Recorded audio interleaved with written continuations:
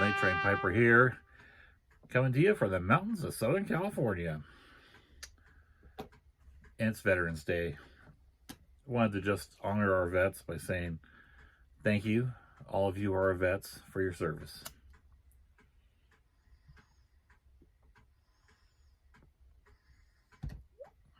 I'm smoking American Delight. This is an aromatic. This is made by Garworth and Hogarth. It's an American aromatic, so it's a little more flavorful than, say, the Dutch aromatics. Burley, Virginia, and Cavendish blend with a little bit of cocoa and fruit toppings. It's good.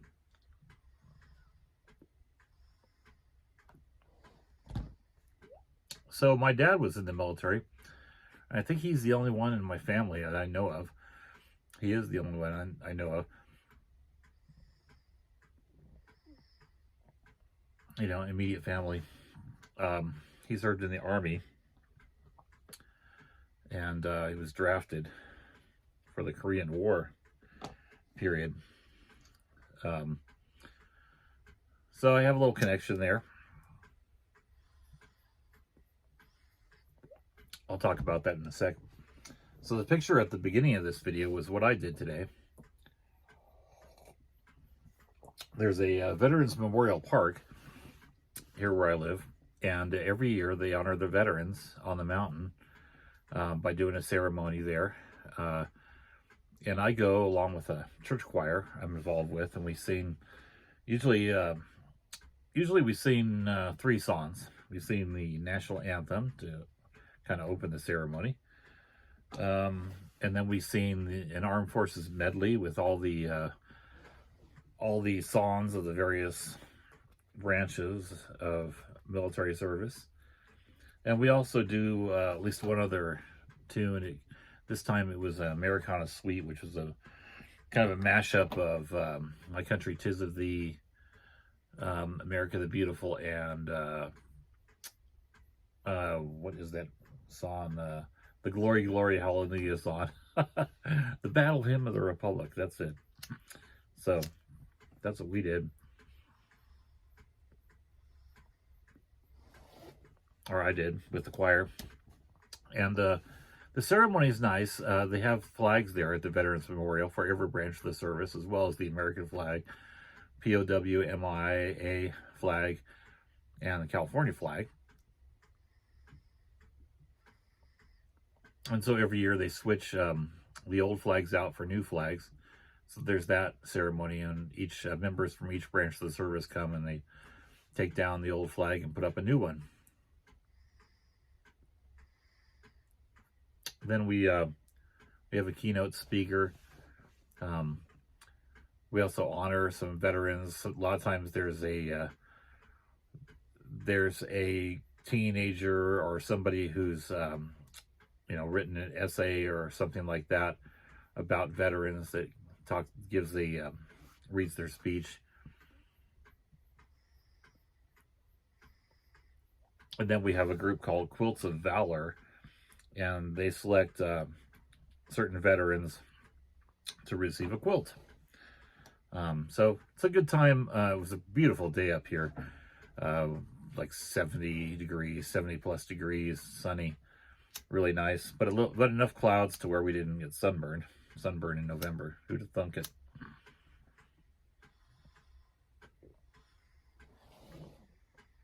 But we're supposed to be getting a storm coming in a couple days. So that was my afternoon, going to that ceremony. And it's always an honor to be there for the veterans, and just see them, meet them, hear from them. Several of my friends are veterans. They go to my church. Many of them are Air Force. One of my friends in the choir is Coast Guard. And then I also know a couple of Marine veterans. And of course my dad, being the Army veteran. My dad served during the Korean War time, but he was not in a forward area. He was stationed in Alaska at, I believe, Fort Wainwright is where he was. And a relatively newly built fort at the time. This would have been in the 50s. My dad was highly educated, but he was put in Alaska, and I believe he was working on geophysics experiments, geophysics projects that the military had. The presence in Alaska, this was during the Cold War period. So there was always this concern that there might be a threat coming from Russia during that time period. So the military had various preparations that they did up there, since Alaska was the closest to Russia of any state. But he told me a story. He doesn't talk much about his time in the military. He tells me about going fishing up in Alaska and catching really big salmon and stuff, and other things that he did up there, a few recreational things like that. It's hard to get any more information out of him. I think he was working on some highly classified stuff, and he just doesn't feel like he should share it. So, but one kind of funny story is on the way up there, they took a boat. So he took a boat. So up there, I don't know where he was leaving from. It might have been Washington or something. I'm not sure where. He was kind of living in the Idaho, Pacific Northwest area at the time when he got drafted. So I'm sure he left out of a port over there in Oregon or Washington.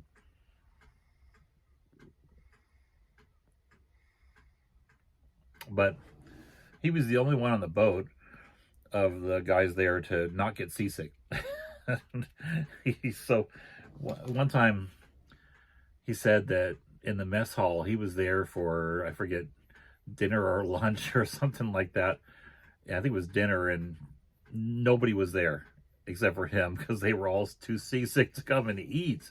So, I mean, I think there were a couple of brass there or something, but even they were seasick. They were not feeling good.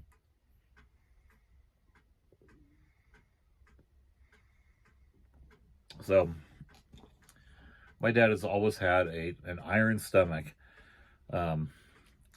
He doesn't get seasick to this day. I've gone out with him on boats several times. We've gone through some really rough waters. We're talking house-sized waves, and I was in a terrible state in a couple of those boat trips, even with Dramamine, and he just toodles along. So I didn't have any issues. These were fishing trips we took. We used to take him out of the San Francisco area out to the really choppy waters out past the Golden Gate.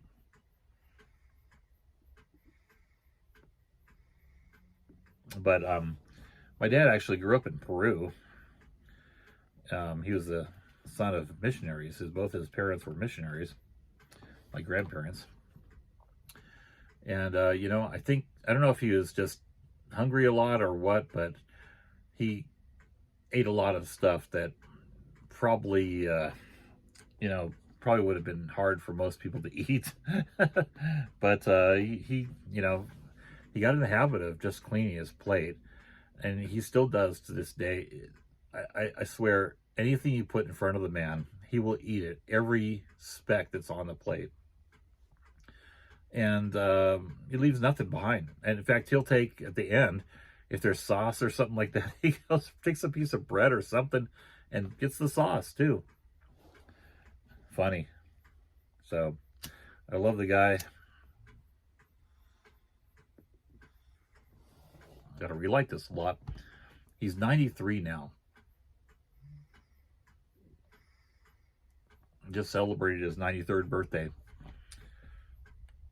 So yeah, I just thought I'd come on here and say a happy Veterans Day. It's past for me now, but I had a good one, and I thank you, all you vets, for everything you've done for our country. And I thought about serving for a short period of time in my teenage years. in that time when I was thinking of going to college and thinking about what I was going to do with my life. I think my dad talked me out of it. So, uh, I also thought about becoming a missionary at one point. He talked me out of that much more strongly than he talked me out of the military thing. So, but as I said, I just have nothing but respect for military. I've worked on several bases, Marine Corps bases, down here in Southern California, Camp Pendleton, 29 Palms, Marine Corps Air Ground Combat Center, and a couple others in the area. I've worked on Navy stations too, and a lot of military work as a civilian working on a military base. And I just always get along with military folks, love them. And my wife's family, they have a tradition of Navy in their family. Both her brothers actually served in the Navy, and her father also was in the Navy. I'm not sure what type of ship he was on. Her father, my father-in-law, who's passed on now, but I know both her brothers were on submarines. So, and in fact, one of her brothers has a son that's currently in the Navy right now, and he services aircraft for that somewhere on the East Coast. So yeah, I'm kind of military adjacent, and so that's it. Hope you all had a good Veterans Day, and be thankful for the vets that are in your life, for all that they've done for America and for you and me. And even if they can be a little bristly at times, know that they've earned the right to be prickly, and just honor them. All right, well, I shall talk to you all later. I hope you enjoy the rest of your week. Bye now.